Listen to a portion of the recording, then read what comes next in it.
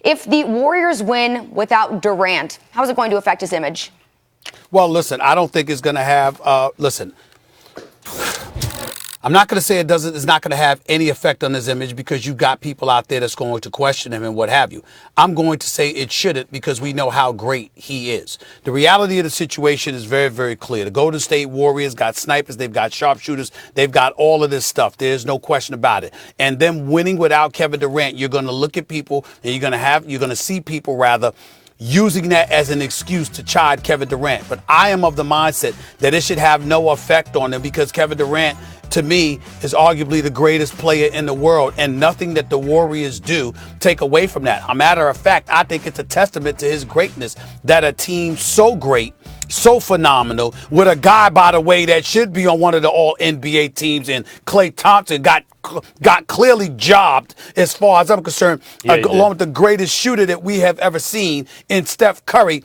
I think it's a testament to Kevin Durant's greatness that you see a team that had to modify itself to some degree just to make room for him. Why? Because there are exceptions to every rule. And you know where those exceptions apply? To the exceptional, which is Kevin Durant. That's how I look at it.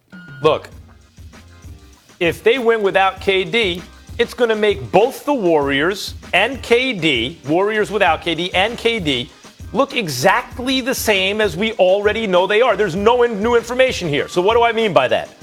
We know that the Warriors might win a championship any given year without KD. They won one, they lost one before he got there. And the one they lost was in the 7th game, and it took an all-time performance by LeBron James and an all-time collapse by them in order for the Cavs to beat them. So they might win or they might lose, and they're probably going to be in the finals without KD. And we also know with KD, they can't lose.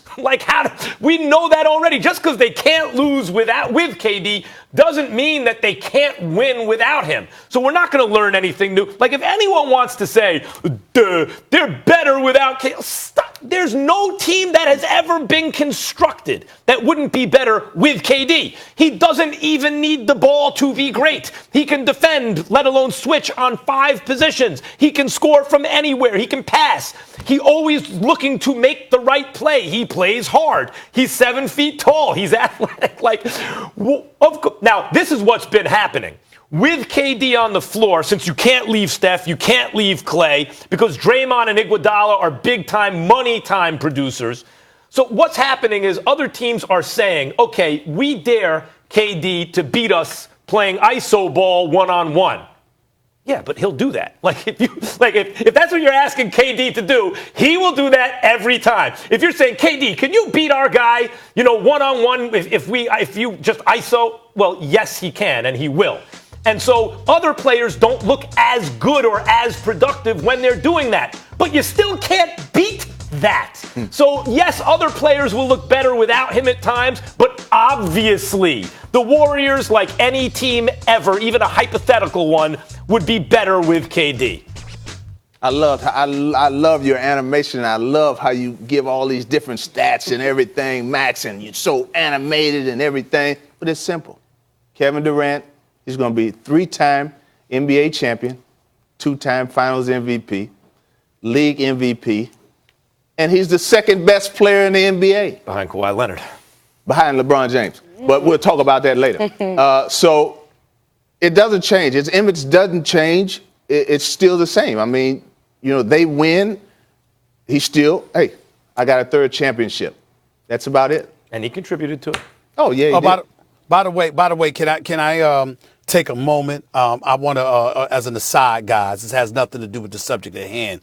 Max Kellerman, in October, I had the pleasure of meeting a 16-year-old kid out in California. His name was Jackson Miller. He was introduced to me by Eric Braeden, the star of Young and the Restless that plays Victor Newman on Young and the Restless. All right, he was introduced to me by Eric Braeden, my man. And this kid, Jackson Miller, in October, Max, said to me, the Toronto Raptors are going to be in the finals against the Golden State Warriors, Stephen A.